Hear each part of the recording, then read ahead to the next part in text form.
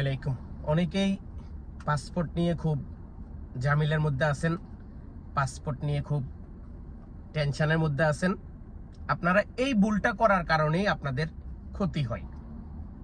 কি আপনাদের এই ভুলটা করার কারণেই আপনারা সব সময় ক্ষতির মুখে পড়েন।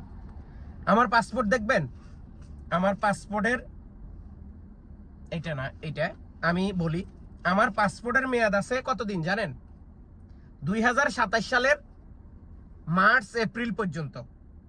এক্স্যাক্টলি বলি না এজন্য, কারণ এক্স্যাক্টলি বলাটা ঠিক না।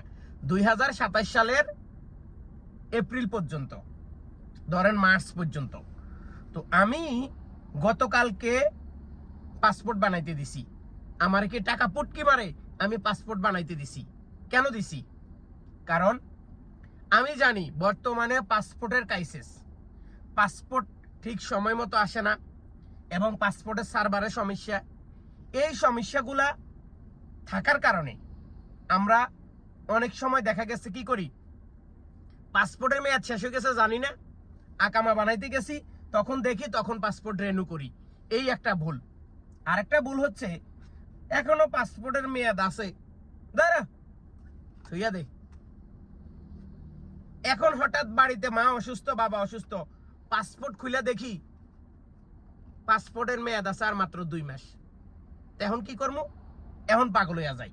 আসলে এই ভুলটা আমাদের সৌদি আরবের 80% মানুষ করে। এই করার কারণে তাদের এই সমস্যাটা। এখন এই সমস্যা থেকে বের হয়ে আসতে হইলে আমাদেরকে কি করতে হবে? আমাদেরকে 1 বছর থাকা অবস্থায় অথবা 1 বছরের কাছাকাছি আছে এই সময় আমাদেরকে পাসপোর্ট রিনিউ করতে হবে। সেটা নর্মাল হোক, সেটা ই পাসপোর্ট হোক, যেইটাই হোক, এটা হচ্ছে সঠিক নিয়ম। তাহলে সঠিক সময় পাসপোর্টটাও আসলো। আল্লাহ নাখাস করুক আমার কোনো বিপদ হইলো বাড়িতে, আমার যাইতে হবে, আমি যাইতে পারবো।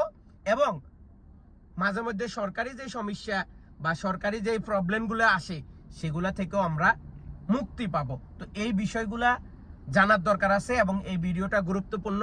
দয়া করে সবাই ভিডিওগুলো শেয়ার করুন এবং সবাইকে দেখার সুযোগ করে দিবেন। ধন্যবাদ।